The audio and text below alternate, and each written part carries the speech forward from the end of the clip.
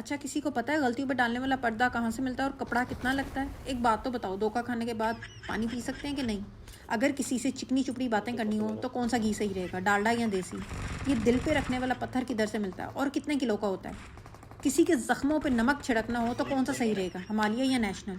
कोई मुझे ये बताएगा, जो लोग कहीं के नहीं रहते वो आखिर रहते कहाँ हैं? सब लोग इज्जत की रोटी कमाना चाहते हैं, कोई इज्जत का सालन क्यों नहीं कमाना चाहता? और ये मुझे कोई बताएगा, पहाड़ में जाने के लिए ऑटो ठीक है या फिर कार?